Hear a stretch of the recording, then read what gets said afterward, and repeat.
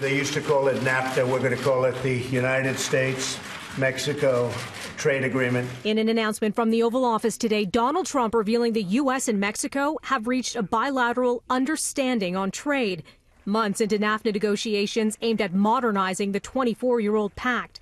Not included in the new tentative deal this morning, Canada. During the U.S. president's roughly 20 minutes in front of cameras, his first mention of Canada didn't come until 7.5 minutes in. Mexico's president, though, who joined the announcement on the phone, brought up our country repeatedly, and he stuck with the NAFTA name. It is our wish, Mr. President, that now Canada will also be able to be incorporated in all this.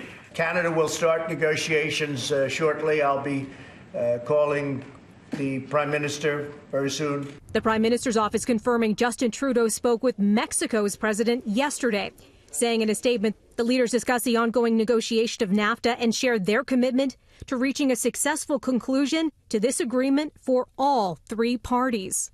President Trump made it sound like it's a done deal between Mexico and the U.S. John Geddes from Maclean's magazine says it's not clear if Trump could even get a bilateral deal between the U.S. and Mexico off the ground.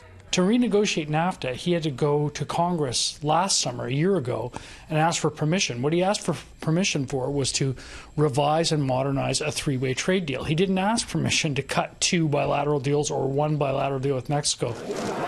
A key NAFTA negotiator for Canada is Minister of Foreign Affairs Chrystia Freeland, and she just happens to be out of not only the country, but out of North America today, visiting Germany. Before Trump's announcement, a spokesperson for Freeland saying in a statement, progress between Mexico and the U.S. is a necessary requirement for any renewed NAFTA agreement. We are in regular contact with our negotiating partners, and we will continue to work towards a modernized NAFTA. We will only sign a new NAFTA that is good for Canada and good for the middle class.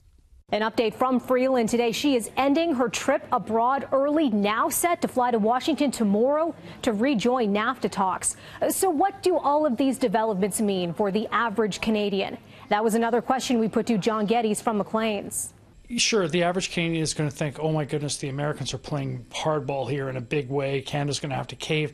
The truth is, if we think back over the last year, the Americans have played hardball a number of times. The president, if you'll recall, after the G7 summit in June, saying unbelievable things about Canada, and particularly about the Prime Minister. Hardball from this White House, at least rhetorical hardball, is not new. The question is whether or not this time it's followed up by really hardcore negotiating tactics, like, slapping a tariff on Canadian cars would be the ultimate in hardball. Whether it's followed up by that or whether the White House Trump is just trying to turn up the heat, that remains to be seen.